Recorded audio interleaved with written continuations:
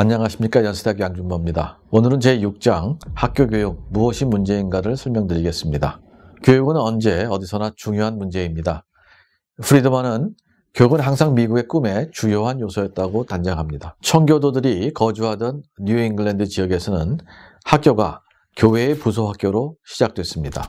나중에는 비종교 기관들이 학교를 인수받아 학교의 수가 급속히 확장했습니다. 이후 초등학교와 중학교 그리고 고등학교뿐 아니라 신학교와 대학교까지 설립됐습니다. 19세기 후반에는 대서양을 건너 미국에 이민 온 사람들은 거의 모두 자식들의 교육을 갈망했고 교육을 받았습니다. 미국 최초의 의무교육법은 1852년 매사추세츠주에서 제정됐습니다. 그리고 1918년 이후에는 모든 주에서 의무교육법이 제정됐습니다. 이미 실질적으로 대부분의 사람들은 학교 교육을 받을 수 있었지만 법률 제정으로 법률로서 모든 사람들에게 학교 교육을 받을 수 있는 기회가 열렸습니다. 교육은 문화적, 종교적 배경이 다른 이민자들이 동화하여 생활하는 데 도움을 주었습니다. 그런데 불행히도 많은 사람들은 학교 교육의 질이 떨어지고 있다고 생각하게 됐습니다. 월터 리프만은 이와 같은 현상을 과잉 통치 사회의 병으로 진단하고 있습니다. 제한적인 이성과 이기주의적 편견의 소유자인 인간이 무제한으로 권력을 휘두르면 곧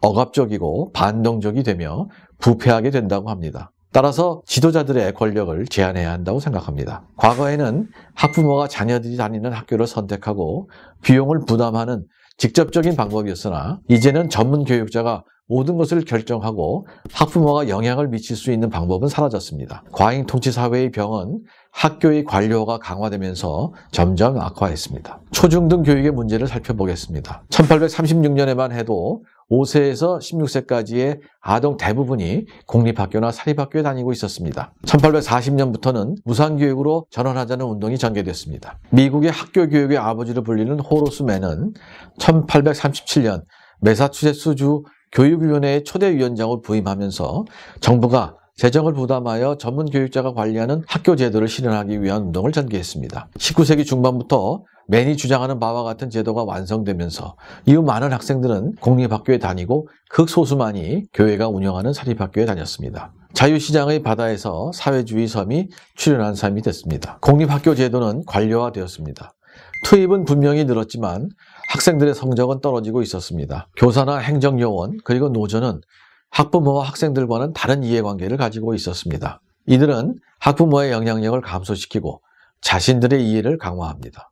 부모들에게 보다 많은 선택의 자유를 보장해 주면서도 동시에 현지 재원을 유지할 수 있는 효과적인 방법은 수업료 쿠폰 제도입니다. 미국에서는 이미 제한군인 교육 보조 제도가 수업료 쿠폰 제도와 같은 방법을 채용하고 있습니다. 제한군인은 교육비만 쓸 수 있는 쿠폰을 받고 어느 학교나 자신이 가고 싶은 학교를 선택하여 그 쿠폰을 수업료로 사용할 수 있습니다. 수업료 쿠폰 제도는 모든 아동에게 교육을 받을 수 있는 기회를 보장하면서도 학부모와 학생의 선택을 받기 위해 공립학교가 노력하게 만듭니다. 수업료 쿠폰 제도를 반대하는 논리도 있습니다.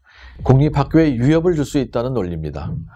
선택받지 못한 공립학교는 결점 때문입니다. 공립학교 중에서도 성과를 올리는 곳이 많이 있습니다. 이런 학교들은 학부모의 선택을 받을 것이고 아무런 재정 문제도 없을 것입니다. 일반적으로 교육과 학교 교육을 동일시합니다. 학교 교육을 최고로 받은 사람들이 학덕이 전혀 없는가 하면 어떤 사람들은 학교 교육을 받지 않아도 학덕을 최고로 갖추고 있습니다. 프리드먼은 학교 교육의 여러 문제들이 선택할 자유를 보장함으로써 해결될 수 있음을 강조하고 있습니다. 자유의 기반을 더욱 공고히 하는 것이 교육 기회의 평등을 제고하는 방법일 것입니다.